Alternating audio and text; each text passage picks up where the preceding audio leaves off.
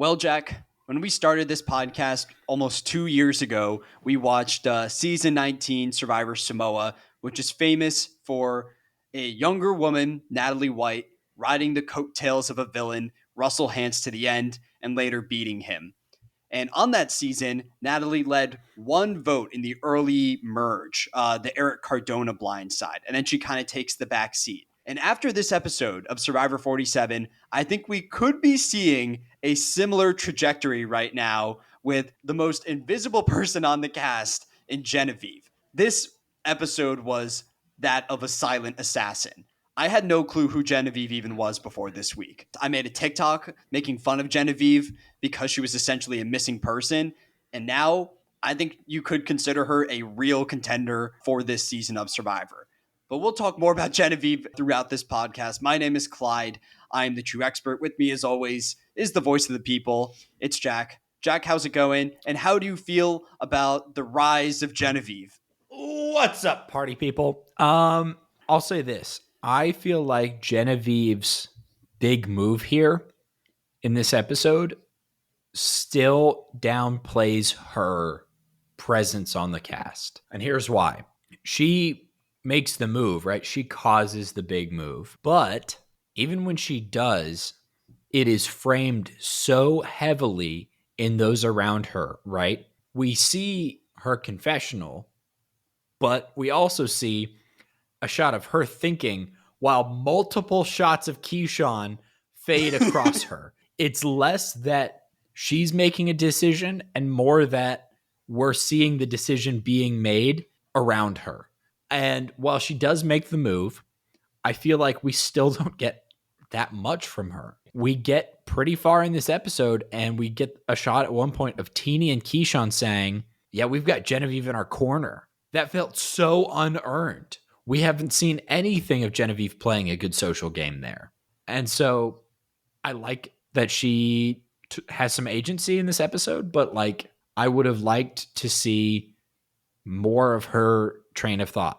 That's my take. I don't know. I thought this was a great episode of Survivor. I think this is shaping up to be the best pre-merge of the new era, potentially the best pre-merge that we've covered on the podcast so far, because typically when you see a tribe like Lavo go to tribal council this early in the season, more often than not, the person that goes home is the one who is underplayed in the edit. When Lavo first loses that challenge, and we'll talk about how they lose that challenge later on, I was 99% sure that Genevieve was the target because we just haven't seen any character growth from her. She was expendable in terms of the edit. And the fact that Genevieve is the person that ends up leading this move completely threw me off. And I don't know, I think it just makes for a more entertaining product where I can't accurately predict what's going to happen week to week. And I think it's also worth pointing out we have balance a month in. Nobody has to sit at the challenge this week. Yeah. Right? That's rare a month into a new era season, or any season for that matter. And that's nice to see. That almost makes up for the... Actually, I liked the challenge this week. Okay. My instinct is so strongly to be violently anti-new era challenge, but this one was all right. Okay. Should we start with where do you want to start here? There's a lot of little things in the opening.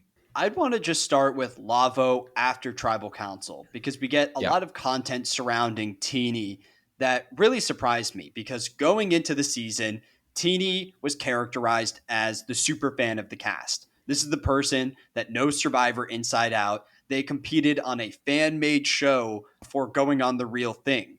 So I thought last week when Teeny voted against Saul in Tribal Council, they were doing it more so as a way to make sure that someone in that partnership of Asia and Saul goes home in the event that Asia held an idol. But it's revealed this week that Teeny voted for Saul not as a strategic move, but due to their personal relationship with Asia. And that really intrigued me. It makes me think, what does this mean for Teeny in the long run? Does this mean that over the course of the season, Teeny's going to develop that killer strategic instinct and be willing to flip on an ally down the line? Or is this telling us that, hey, Teeny's an overly loyal player, and we might continue to see that style of gameplay in the future. Like, how did you make of that entire saga with Teeny and Saul? My first instinct was that I liked the transparency and the honesty in trying to develop an ally, but Teeny doesn't push on it until far later in the episode. It's not, hey, I'm sorry I did that. I want to work with you and that was a mistake. It's, hey, oops, see you later. That's kind of the tone I got from it. I am a little concerned about the over loyalty, but at the same time, I think we'll see if that quality has a chance to come back. Because I think after this episode, Teeny's loyalties are shattered. So whether or not that's part of their gameplay or their instinct last week, I don't think it's going to be part of their gameplay next week. But all of that to say, if they make the merge and they build some new allies, this could rear its head again, right? This loyalty could show up again. I don't see it showing up again pre-merge. I don't know what's going to happen moving forward in the pre-merge. There's a chance that Lavo goes to Tribal Council, and I think that will be really... Clyde. Clyde says, I don't know what's going to happen in the pre-merge, going forward in the pre-merge. Clyde predicted the elimination this week. Is that true, Clyde? Because I had our Survivor chat muted, but I did see you predicted Keyshawn an hour before the episode premiered. Yeah, I predicted Keyshawn beforehand, but my reasoning for that was more so the edit surrounding Keyshawn, where I feel like for weeks he's been portrayed as Teeny's sidekick. Teeny's the main character of that partnership, and while Keyshawn has some strong strategic reads, he doesn't get nearly as much screen time. So I felt like if Lavo went to Tribal Council, Rome would identify that pair as a legitimate threat and use the extra vote on one of them, and I leaned more towards Keyshawn than Teeny. So I've been down on Lavo from the very beginning. Preseason, I said that this would be the disaster tribe. And if they lose one more immunity, then I think they would classify as the disaster tribe of Survivor 47. If they lose just two, then it's basically a wash. Yeah. While we're on the topic of Lavo, do you want to talk about the Rome and Saul dynamic? We can kind of knock out all of the Lavo things pre-immunity challenge here. Yeah, I think we can knock it out in about 12 seconds. Rome is a toddler who decides to treat Saul like they are two first graders who have been assigned as buddies because they are mortal enemies. And so he basically gives Saul the most immature babysitting treatment ever seen on Survivor, right? Saul might be idol hunting. He probably is. But Rome decides to literally follow him step for step and basically talk shit the whole time. And it's immature and it pisses Saul off, rightfully. And I'm not here for it. Is it an okay move? No, it's not. Because babysitting is one thing and that's fine. But this doesn't improve Rome's position on the tribe at all. And it continues to add to this general sense of this guy's not pleasant to be around at camp. And no one sees working with him for a long time as a good option, except from Genevieve. No one wants to work with Rome going into the merge. So I think that could change in the merge, though. If Rome continues to operate, with this domineering play style, then he's going to piss everyone off in the merge, and then it'll completely flip, and people will be saying, how can I sit at the end with Rome? Because no one's going to vote for this guy. That's fair. That is fair. I agree with what you said, though, that Rome is kind of your bad babysitter, because we've seen both ends of the spectrum now. We saw Sam is an excellent babysitter. He watched over Andy. Andy escaped and found the Beware advantage, which was not great on Sam's end, but he had developed a relationship enough with Andy to the point where Andy was willing to share that information. Rome doesn't babysit Saul in a way that nurtures that relationship. And I think a lot of Rome's actions are based out of paranoia. He is so worried that Saul will find this idol and his plan won't go exactly the way that he expects it to. I don't think it's necessarily because Rome dislikes Saul. It's more so that he's someone that always wants to be in control. And I think it's really funny that Rome was the guy in the first two episodes that was blatantly searching for the idol, and he Yes. holds his competitors to a completely different standard. Oh, yeah, because he has the emotional maturity of a 4-year-old. Like, Okay. I'm sensing some Rome hate. I thought you would like to see a villain on the cast. I've enjoyed Rome's uh presence on the season. I talked about this last week. It's not villainy so much as incompetence that is doing damage, right? I think He following he's Saul not an evil around, genius. he's not an evil genius, but he's still evil, right? He's following Saul around. I think Saul straight up says in confessional that Rome is the villain of the season. You know, Survivor 50's around a year from now, about a year and a half, and I think one of those spots might be reserved for Rome at this point. I'm pretty Oh my confident god. out of Oh anyone my on god. 47 coming back, I think Rome is the head contender right now. That that bums me out, Clyde. Do you disagree? Is there someone else at this point in the season that you could see returning over Rome? No. So even if Rome doesn't win this one, maybe I can pick him on my fantasy team all over again for Oh Survivor boy. 50 and get even more points for his confessionals. What else do we have to talk about before the challenge? Should we talk about Gata? It's quick. Basically, all I've got at Gata is Annika is convinced that the girls have a perfect trio. Rachel also feels quite good about it. And Sierra has essentially sold them on girl power all the way. And they give their alliance a name. They are the breadwinners for some reason. I don't think we get an explanation. They just go, let's call ourselves the breadwinners. Maybe it's a let's get this bread thing. I don't know. Did you get any more to that or I think it's the fact no? that it's an all women's alliance, so they want to call themselves the breadwinners. And to be fair, I think there's an argument that Annika and Rachel are the most crucial members of that tribe in terms of their challenge success, because those are the two that are always on the puzzle for that group, and they do a great job every single time. Yeah, they are very good.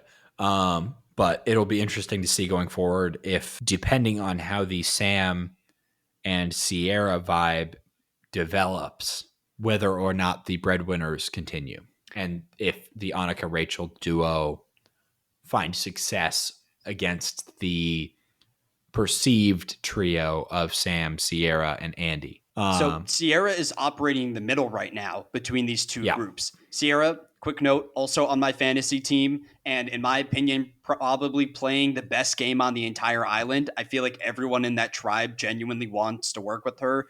The only Yes. concern I have right now Yes. with Sierra are those rumors that her and Sam are a tight knit pair, because they brought it up this episode as well as last week. So I think the only way I see Sierra going home in the near future is if other players want to bite that partnership in the butt. Sierra has a segment here where she's talking with Andy, and she reveals the name of the Breadwinners Alliance to him. She asks him to keep it a secret, but Andy isn't going to do that. He's going to go to his number one, Sam, and report that information. Sam then runs back to Sierra, and they have a little argument over how much information is Sierra willing to share with Sam as compared to Andy. Right. Do you think this is consequential for the long run of the season? Like, do you think this might be enough to cause Sierra to work with the breadwinners over the men?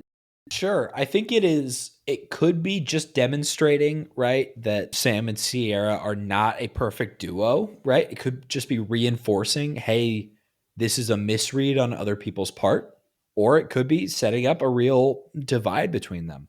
I think what is more likely is Sam continuing an immature train of thought. Hey, you didn't tell me this thing. You told somebody else this thing. Are you not really my bestie? More than Sierra breaking rank with him. That's how I see it. I see it as a potential for Sam to falter, not Sierra, because I think, like you said, she's got 4 for 4. Everyone on her tribe is on great terms with her and talking strategy and talking alliance, right? She has Andy say, I love you. And Sierra goes, oh, I love everyone on the tribe, which is pretty funny. Like Andy getting friend zoned in his own alliance. Yeah, I really like where Sierra's at. So I think if anything fails here, it's not going to be on her part. I think the only downside right now with Sierra's position is that I think she might be number 3 in either alliance that she picks. I think Annika and Rachel seem attached at the hip at this point, and now Sierra Mm-hmm. has evidence of Andy leaking that information to Sam, so they might be the core 2 of that 3-person alliance. Kind of going off what you said with Sam, I think some people are going to criticize Andy here and say he never should have went to Sam with that information in the first place. But I think Sam is the one that really makes the mistake here because when Andy tells Sam Mm-hmm. that piece of intel, that's clear evidence that hey, I'm Andy's number 1. Why bother telling Sierra that and jeopardize that group of 3 where Sam is positioned in the middle? I think Sam should have just sat back with that intel and not said anything. That's such a good point because, right, Andy is so excited because Sierra shared this information with him. And he goes, oh, wow, that means we're Sierra's number 1, right? She's willing to divulge the name of her other alliance. Whoa, I can't believe somebody would give away such information and demonstrate their loyalty so clearly. Let me go tell my bestie. He immediately goes and does the exact same thing he's excited about. And I think he also relays to Sam that it's being kept quiet. And so I think it's an immaturity thing from Sam. Like I said earlier, I think it's him going, you know what? I want to be the center of this. He wants to have a controlling interest in the game.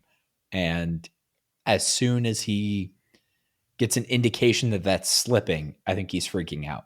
And at the end of the day, I still think the Sam and Andy contingency will win that battle in pulling Sierra over to their side.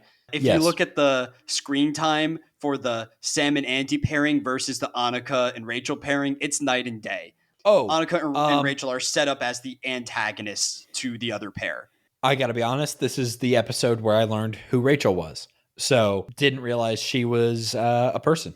Like I knew she was there, but this was the first time I actually registered a confessional from her. I have one more Yes. thing at Gata, and that's the Andy joke segment where we get an entire montage of Andy making mistakes around camp. He rips his underwear, he sinks the boat, he loses his shot in the dark for a period of time. And I'm the number 1 Andy supporter on the podcast. He's my winner pick for the season. So I know Yep. that some people will see this segment as a negative for Andy, as it kind of makes him look like a doofus. But I think the edit wants you to underestimate Andy. Yeah. Don't underestimate the guy who tears his underwear like a cartoon. Exactly. What? The Oh my theme God, of the Clyde. season is never underestimate a competitor. We underestimate Genevieve through the first 3 episodes, and she comes out of nowhere this week. And the edit wants you to underestimate Andy as well. So feel free to trash talk Andy all you want. I'm feeling solid with him as my winner pick because they didn't need to include that segment in the edit at all. They could just let him disappear in the background. Or they could let the guy who was an absolute nut job in the first episode continue to be funny on screen. It's just built-in comic relief. Why waste that, right? I don't know. It could be plot or it could just be good TV. I don't know, man. We'll have to I wait think and you might see. be a little biased about your old winner pick there. I can't believe how well your Survivor team is doing, your fantasy team. It's ridiculous. I don't think it would be doing well if we went according to our old scoring system. Yeah. I'm benefiting from our new era of Survivor Fantasy. Yeah. But you want to go over to Tuku? Yeah, I mean, all it is the follow-up on Sue's next time on from last week with blood. And it's exactly what you called. It's a beware advantage. I mean, you nailed it. Beware advantage that falls out of a tree and shatters red paint everywhere. Sue is convinced she's cleaned it up well, which, by the way, very misleading next time on because the shot we get in the next time on last week is implying that Tiana and Caroline are literally walk up on her covered in blood and like we see a bunch of blood on the ground. Sue cleans up most of it and then does the worst lying I think I've ever seen on the show. It's bad. It's bad. She says, no, I cut myself. No, I didn't cut myself. I bit my tongue. So there's blood on my jaw and on my hand, and I have the machete. Come on now.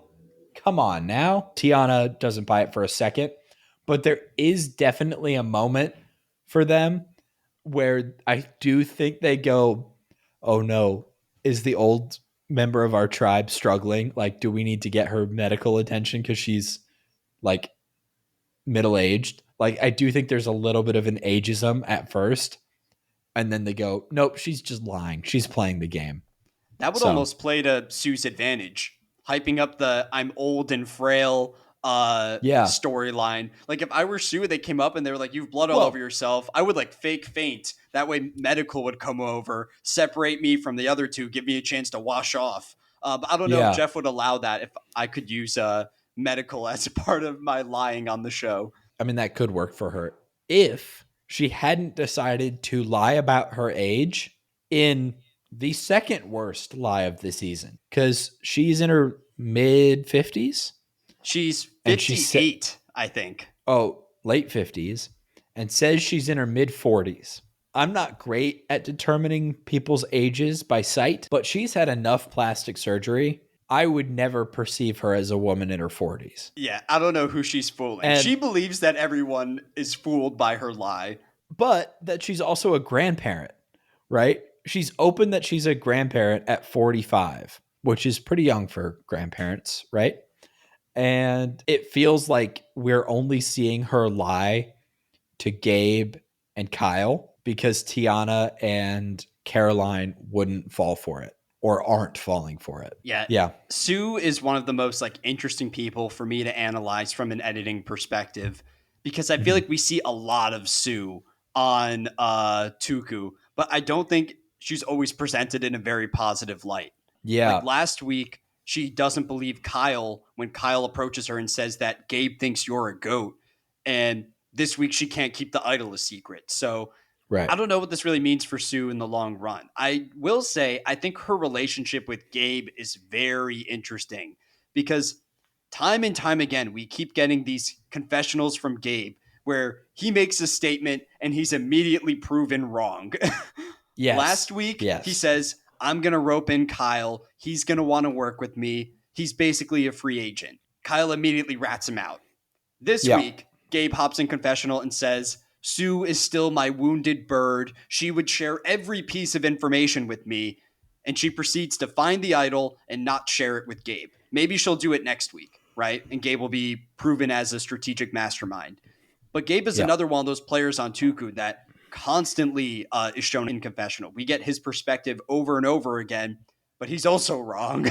If you're looking for a winner on this season, my prediction right now is that the winner will not come from the Tuku tribe because I just don't see a person in that collection of five that has a positive arc going into the merge. A positive arc or a consistent strategic mind. There's not a lot to work with from an editing perspective, right? It doesn't feel like they're setting the stage for anything long term. Yeah, like I more think often that's than fair. not, when we see stuff from Tuku, it's because we need to see things from Tuku. We need to Yes. see Gabe Well find the said. Beware advantage because that plays a role in the tribal council. We need to see Sue find the newer Beware advantage. I forgot to even mention that. This was not an idol that she found. This was a Beware advantage whose acquisition requirements were so much easier than the one that Gabe found. Gabe had to Yes. open three different boxes, throw the box down a mountain at one point by accident. Sue had to just chop open a rope and then remove the red paint. So I don't Let's know. be honest. If Sue had said, you know what, I'm going to lower it down because I don't want to break whatever's up there. If she had cut the rope and then just gone hand over hand, or maybe she couldn't because she doesn't have the Oh, length. But yeah. if she'd tried to be careful in any way, she could have had it so much easier, right? And gone, oh, I have this vessel. It's in here somehow. Let me take this down the beach, smash it at the water's edge. Problem solved. But I will say this: I'm glad Sue's okay because I was fooled by the next time on, and I thought she was going to get medevaced. So from that perspective, I'm happy. Do you want to go to the challenge? Yeah, let's head to immunity. All right. Well, we can run through this very fast. Immunity reward, kind of an interesting reward, The reward is first place gets 3 egg-laying chickens. Second place, not 1 chicken, like you might expect, 6 eggs. That's it. That's it. Which, by my math, is like 2 days worth of chicken. All that to say, the drop off on the reward is way steeper than we see sometimes, right? Sometimes with like a comfort reward, it'll be you get 2 hammocks and you get 1 hammock. And this is you get the means of production or you get a tiny fraction of that production. Well, But this was another the moment that reminded me of Samoa because I feel like it's been a while since we saw chickens as a reward in the new era. So I was just happy. I think it always adds an ethical dilemma to camp, which we can hit on later. Yeah, an ethical dilemma, a funny setup where somebody has to chase a chicken, right? We saw that with Jonathan, I think, in Cook Islands, right? With the chicken he stole. Yeah. But the actual challenge is a kind of fun variation on the Survivor format of do a thing to do a puzzle. So they have to move a big metal cube to get bags of pieces. Those pieces then build a window frame. Then you have to toss 2 sandbags through the window frame. If you knock the frame down, you have to build it again and toss again. Eventually, you get to dig up a key. That key unlocks a gate. You go through the gate, and then you build a fire puzzle, right? Kind of a cool puzzle. Big ol' fire. And there's one thing to talk about here, and that is Gato wins. The blue tribe gets second. Tuku, thank you. Lavo gets to the puzzle. And I don't want this to just be a I hate Rome podcast. I don't hate Rome. This is all you. What we watch here is Rome and Genevieve get to the puzzle, and Rome sits down in what Jeff calls the throne position. He sits down like a toddler, and Genevieve hands him puzzle pieces, and he tries them. Absolutely terrible method, right? Because the person looking at the shapes, at the hard to describe abstract concept of, a puzzle piece, is not the person sourcing the pieces. Easy to understand a disconnect there. But you know what they don't do, Clyde, is they don't change up what they're doing when it doesn't work. They double down. Rome doesn't get off his ass for the whole puzzle. And what we get as a result, quote, a rare visual, a puzzle that ended the same way it started, as if it never happened. A little haiku from Jeffrey there. They literally do not connect a single puzzle piece in the time it takes 2 other tribes to win the challenge. Absolutely abysmal performance. I know it's not all about the challenges. I've come to accept that over my time on this podcast. I have so little respect for a player who is in that circumstance and does what Rome did. That drove me insane, and it made me sad. See, I don't have an issue with failing on the puzzle, but I think Oh my God. it's odd that Rome and Genevieve did not swap roles. One of the other players didn't swap into the puzzle position because they're not locked into those positions. Like they're allowed to move around as they wish during the challenge. Here's why they stuck to those 2 players, because in the last week's challenge, Rome had the biggest hissy fit of his life about going in the starting the lead off spot for the swimming challenge. And he was like, if I don't get to go first and we lose, I'm going to be mad. Wah. Because he did a good job old. in the lead spot. You can't fault him if it worked, at least on his end. Like last week, they lost on the puzzle, but I think the puzzle people last week were Asia and Keyshawn, I want to say. Rome wasn't in the puzzle role last week. So I can understand the strategy of, hey, it hasn't worked. Let's swap and put new people in that spot. No. What I'm saying is the reason they didn't swap this time is because no one wants to deal with Rome. That's why he stays on the puzzle the whole time, is because as frustrated as we see, Saul gets riled up, right? He's back there going, that's not the right piece. That's not the right piece. He says, not it, Rome, like 20 times.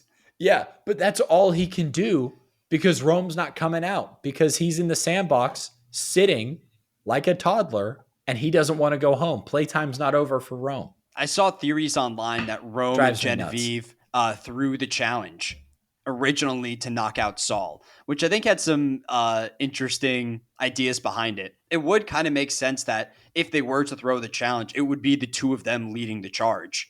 Can I say, if they had done that and actually owned up to it, I wouldn't have praised the move because I don't like a throne challenge, but I would 100% concede Rome is a villain. I would give that molehill that I have made a mountain, because if they had done it intentionally, I would have to recognize that's a intentional evil move.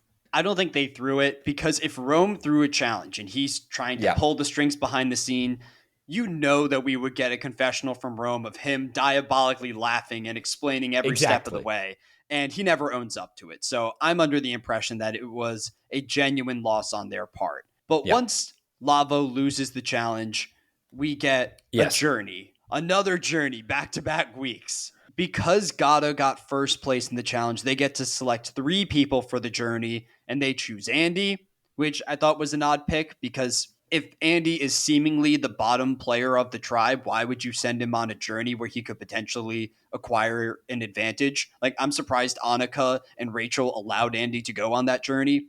But Andy goes, Caroline goes, and Teeny goes. And then we get to the journey itself, where once again, production is going to put their hands into the game and just rip away people's agency. The way this works is that one player amidst those 3 must agree to sacrifice their vote at the upcoming tribal. If no one steps up to the plate, then all 3 of them will lose their vote. And if one person does step up to the plate, then all 3 will acquire some kind of advantage. I guess my first question for you is, what are your thoughts on this version of the journey? Because we've seen so many iterations of this twist. Well, the first thing I wrote down is there's no opt-out. They have to start the timer before they do anything else, right? And that's frustrating. The fact that this is right after a challenge, so we know one of these 3 people is seeing tribal that day, and we know which person it is. I mean, I hate the lack of opt-out. I think it would be interesting here instead to have the first step of this journey be, if all 3 of you want to do this, all 3 of you get to do it. Otherwise, you go home. No penalty, but no reward. But if the 3 of you decide to work together, then do the same challenge, right? Do the same. One of you has to give it up and you reap the rewards. So you're saying they're given like an option beforehand to say, do you want to even enter the journey's gimmick? Exactly. Give them an opt-in as a collective. Somebody on the bottom isn't getting dragged in necessarily, and somebody on the top isn't getting dragged in, or isn't getting to just drag other people in. But it's a journey, man. They all suck. Like, they're all disappointing. The reward itself is kind of interesting. I'm not a fan. So the reward here is an amulet idol where all 3 contestants must mutually agree on one person to play it for. And while it's an interesting idea, I highly doubt that 3 players from 3 separate tribes will come to an agreement on one person. Yes. Unless it's one of the 3 of them is the only world where I see it working. So especially because going 3 for 3 would require all 3 to make it to that point, which is unlikely. I think it's way more likely that this amulet causes those 3 players to turn on each other come the merge. And I think we saw a version of this in 45, where it was Austin, Jay Maya, and I think Kelly go on the journey, and Austin picks off the other players one by one. That way he gets that idol. So I think this will eventually fall into one person's hands. I'm hoping that it's Andy. But we need to talk about the player that selected to sacrifice their vote. What did you think about Teeny's move here to give up their vote, knowing that they're about to go to tribal council? It was sort of a reinforcement of my concerns from the moment with Saul at the top of the episode. Essentially, Teeny caves because no one else is going to. I don't know. It feels like Teeny is simultaneously very, very loyal and very swayable. If it was as Teeny sees it and puts it, losing the vote either way. I get at least getting something out of it, but it didn't have to be that way if you'd played the other people a little stronger. I think Teeny had the best argument in place to not sacrifice their vote because they could say, hey, I'm going to tribal council in a couple hours. If one of you sacrifices your vote, you have time to build inroads and adapt your strategy accordingly around that lost vote. I don't have that Right. luxury. So Right. I think Teeny should have been the last person to sacrifice their vote in this scenario. And as weird as it sounds, even though I disagree with the move, I think it actually ends up benefiting Teeny in the long run. Because if Teeny has their vote at tribal council, they likely do not vote against Kashawn. And that means that they would be on the wrong side of the vote and an outsider following this round. At least, Yeah. given the way that everything played out, Teeny can return to camp and say, hey, I didn't have a say in anything that went on. I would have been down to vote out Kashawn, but I guess we'll never know because I never had my vote to begin with. So I think it Right. actually ends up working in their favor, but I disagree with the move. I would say out of those three, the player that was in the best position to sacrifice their vote was probably Caroline. I think Yeah. Andy needs his vote just based on the dynamics of that tribe. Caroline's in a spot where Kyle is clearly on the bottom of Tuku. I don't think Caroline's vote is going to make a drastic impact on that tribe. Maybe No. Teeny thought that this tribal council will be a battle between Saul and Rome. So I don't need my vote since I'm going to be safe regardless. So let's get into that. Yeah, so many different plans are thrown around this Lavo tribe. And I want to give the players of Lavo a lot of credit because I feel like each person was playing for their optimal move. We can start Mhm. with the potential Saul elimination, where Yeah. Rome wants to take out Saul, but he doesn't want Saul to use his shot in the dark, which, hey, is a good read on Rome's part. But the Yeah. way he goes about this is the most villainous approach that I've seen in the new era. He approaches Saul and throws out either a threat or an ultimatum, depending on who you ask. He says, Threat. I think it's more of an ultimatum. If you give me your shot in the dark, then I'll work with you and I won't use my vote steal on you and you'll be safe for this round. And it's an interesting idea on Rome's part, but my issue with it is Rome has been beefing with Saul this entire season. Like, it makes way Yes. more sense if a Keyshawn approaches Saul and says, I need a sign of trust from you to work together in the long run. Like, Rome should be the last person strong arming Saul right before tribal council. Well, I do love that Keyshawn tells him to, right? Keyshawn basically makes two moves, one that works and one that doesn't. The one that works is egging on the Saul Rome beef. He tells Rome to babysit. He tells Rome to go make the threat. Or he tells Rome to go make the offer that Rome then turns into a threat. That's the move that works. The move that doesn't, obviously, is the Genevieve as the fake target. But yeah, I really liked that from Keyshawn. And I mean, this just once again is Rome without any shred of awareness. That's the first plan we get thrown out, is the Saul elimination. The second one is a Rome vote, which I feel like is a little bit late because the situation that we have right now are two pairs with an outsider.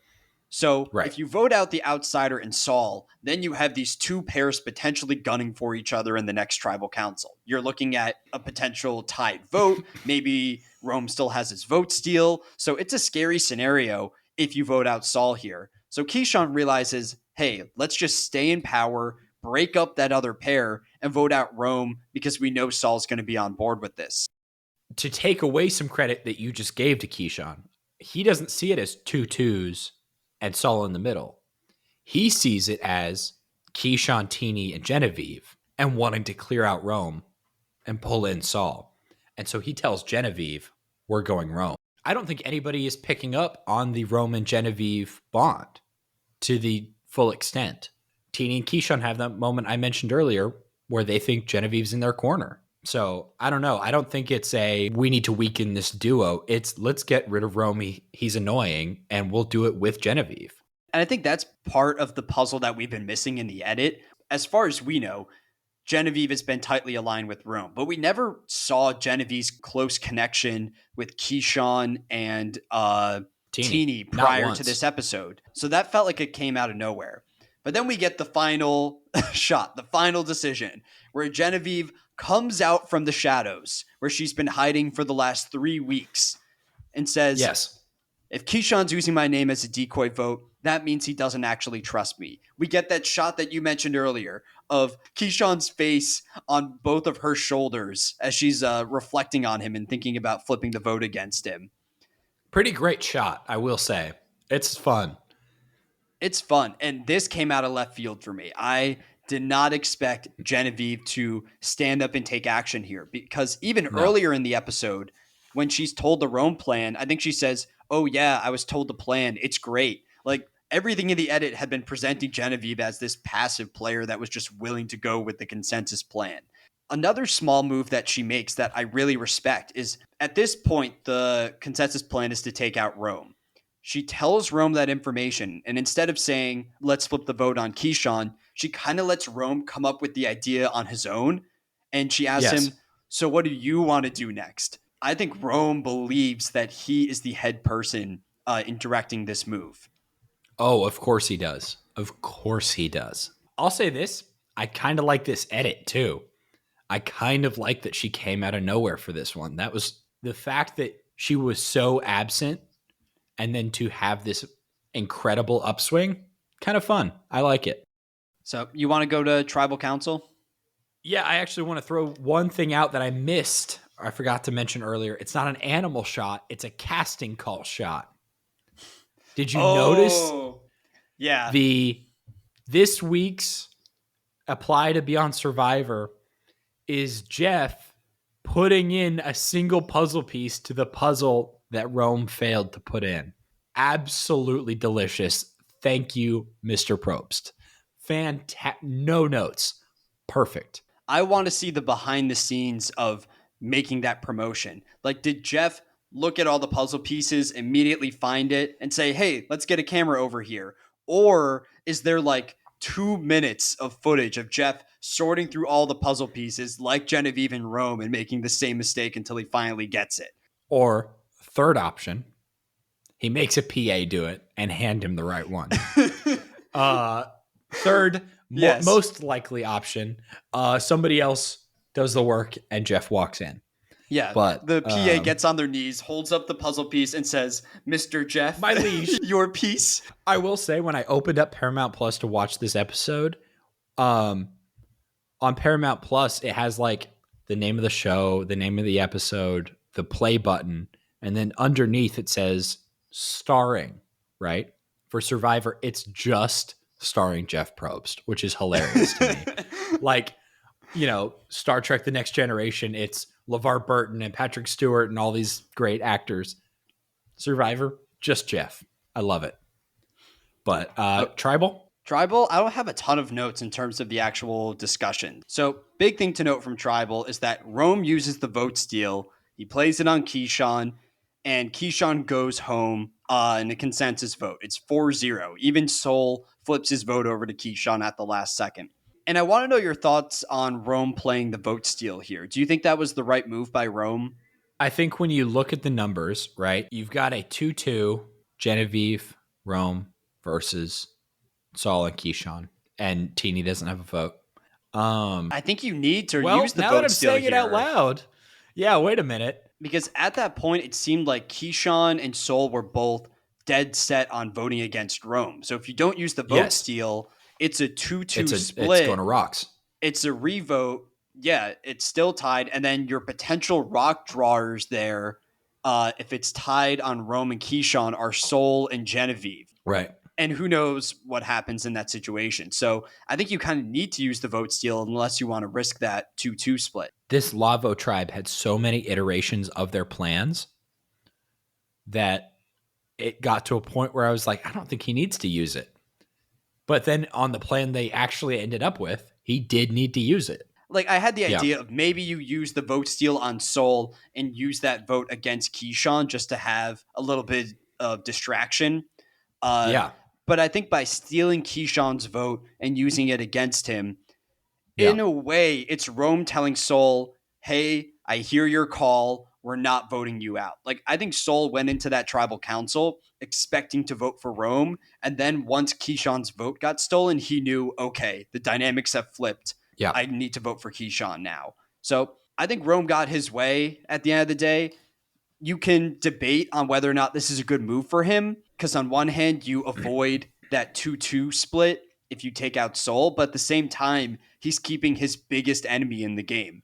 I don't see a world where Sol is willing to work with that partnership of Genevieve and Rome down the line. Yeah, I mean, Rome prevented one 2-2 split and created another, right? Because Teeny's not going to work with him again. That was a huge betrayal for her, right? She looks over at one point during the vote and says, "What are you doing?" And Rome just ignores her. So it's going to be 2-2. And it's just a question of what will Saul and Teeny do against these successful duo of Genevieve and Rome. I mean, whether or not you like them, I like Genevieve. Whether or not you give them the credit some people will give them, they're doing very well. I mean, that's undeniable. So I compared Genevieve to Natalie White to open the episode, and I yes, think she's kind of playing a Natalie-esque game where she's letting Rome take the lead, use all the advantages. Go ahead, play your immunity idol last week. Use the vote steal right. this week. She's kind of stroking his ego, but also guiding him down the path that she wants to see them follow. So I think their alliance will be very interesting for the long run of the season. I'm just Yeah. not sure how sustainable that is. Here's an interesting thought. Let me pitch this to you. Because Genevieve let Rome take the lead, quotes, on this idea. What if Genevieve retreats from this, comes back, goes to Teeny and says, "Hey, look, I'm sorry we had to take him out. Rome was going to use the steal a vote and we didn't want to go to rocks." And make it sound like Rome was going to make it two of his own, and then Genevieve and Saul, Yeah, that it you was know? Genevieve's way of avoiding a split. And then Teeny, who is very loyal and thinks that Genevieve is on their side, might fall for that. And Genevieve could flip on Rome. And I think it would be a good time to. But I don't know if that level of play is in her book or not. It could be, right? I didn't think I she had this week in her. So, She could flip on Rome down the line, but I'm just saying if she wants to follow the Natalie White arc, that means that she reaches the final tribal council with Rome, where I do think she right. would beat him because Rome's going to burn bridges. The Yeah, main yeah, yeah, difference yeah. there is that Russell entered the merge of Samoa with a ton of advantages. He had an idol upon entering the merge, he finds another one soon after. Natalie was able to navigate far with Russell because Russell could operate as this power player. And starting Yeah, next week, for the first time in what feels like forever, Rome will have the same vote, the same amount of agency as any other player. He doesn't have any yeah, advantages anymore to hide behind. So I think this is yeah. where Genevieve will really be tested in terms of how far she can take Rome. I think Genevieve could pull off a flip on Rome. And I think she should, because riding Rome's coattails to the end won't work. People will want to drag Rome to the end, not Rome and a +1, because they don't want Rome to have voting, his own little voting block, right? And the more I think about it, I really think Genevieve could pull off a flip, sell it to Teeny, probably not to Saul, but selling it to Teeny is all it would take, right? That could happen. I could see it working because unless Rome tells all, Genevieve's influence on these votes is not clear to at least Teeny. And when Genevieve and Saul spoke, I don't think it was very explicit, right? Genevieve's not taking a ton of ownership for these moves. So a flip is possible. I see it in the stars. It's definitely possible. The only risk there is that if she flips on Rome and she's left with Teeny and Soul, I don't think Genevieve is clearly in the middle of that three-person alliance. Like, I could see a world where Teeny and Yeah. Soul band together over Genevieve. So that's the only worry Yeah. with her. But Yeah. on the topic of Genevieve, you want to go to winners and losers? Yes, I take it you have Genevieve in one of those categories. Genevieve is my winner. Okay. She's the silent assassin of the season, the modern Natalie White. someone that's working with a power player Whoa. and using that power player to her own advantage. Like, I think it's absurd that she was able to convince Rome to use the vote steal and keep his enemy on the cast. So my Yeah. winner's Genevieve. I watched this episode like 3 hours ago, so I should be able to remember why I wrote this name down and justify it. I can help. Okay, who is it? I gave my winner to Teeny. What? I gave my loser to Teeny. So here's why I think I gave it to Teeny. If they can make it to the merge, there's a big twist coming this week. A never before seen Survivor twist. Who knows what it could be? They've got the amulet. They've got connections with the other tribes, right?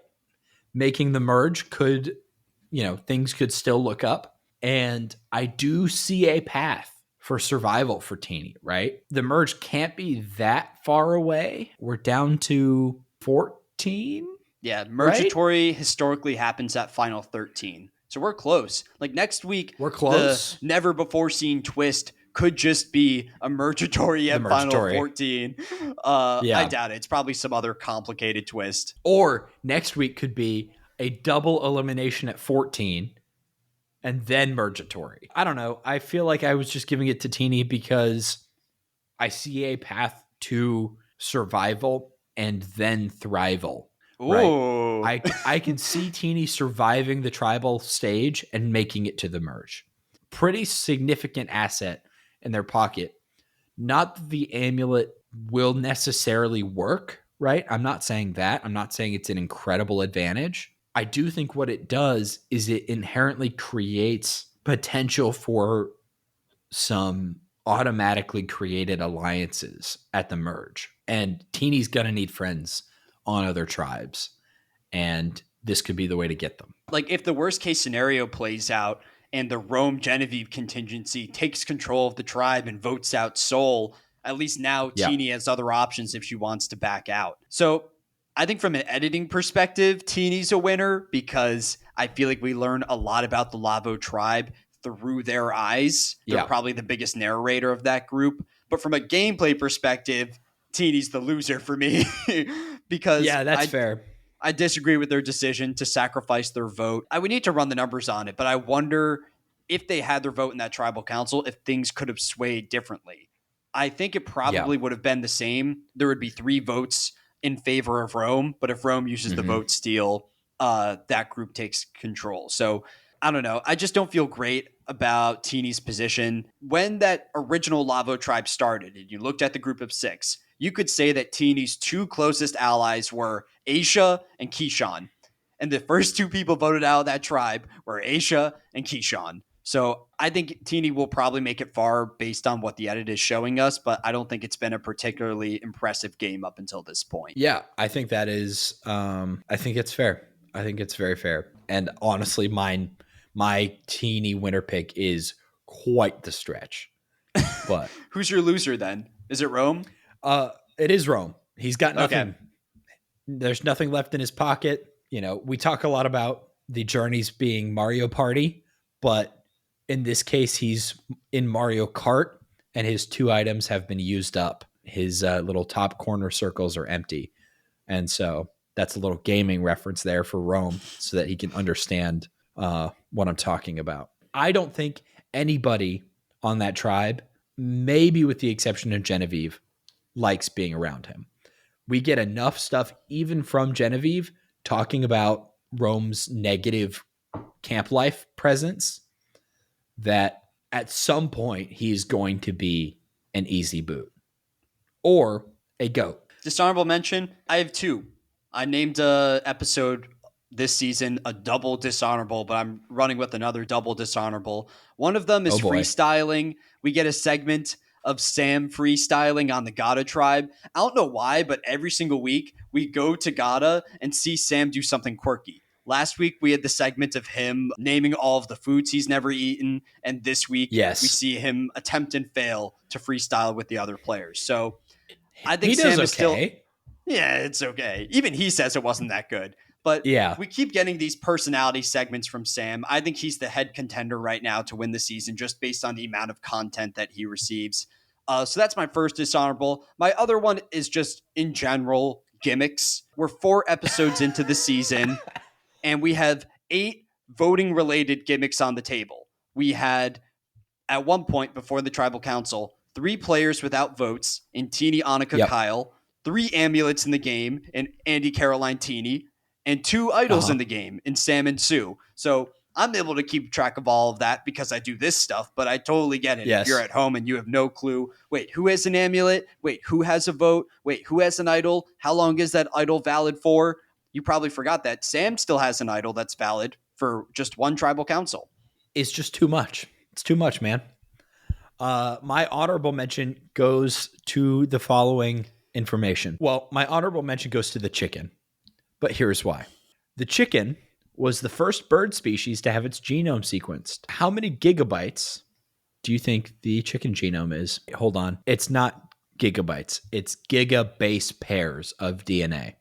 Oh, I have no Still clue. two? I have no clue then. Yeah, sure. Let's roll with 2. Well, I'll tell you this. The human genome is 3.2 gigabase pairs. Oh. So I'll stick with 2. It's less than the human. That's not a terrible guess. It's 1.21, 26,640 genes. And in 2006, and this is where I'll end, I won't go on too long here, scientists researching the ancestry of birds turned on a recessive chicken gene, TALPID2, is the name of the gene. And all of a sudden, the embryos they did that to, they flipped that switch back on, they started growing teeth. So there's basically one gene keeping chickens from having T-Rex teeth. So think about that next time you're having. Isn't that crazy? So that's my science. I tried to find some weird scientist like I had on Cook Islands, but no history, just science.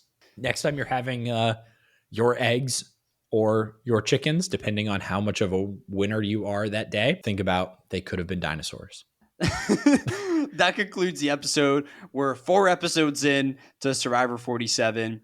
Great pre-merge so far. I've been happy with the way that the season is shaped out. Potentially my favorite new era season so far. It's a good season for sure. And see you next week for the Mergatory at this rate.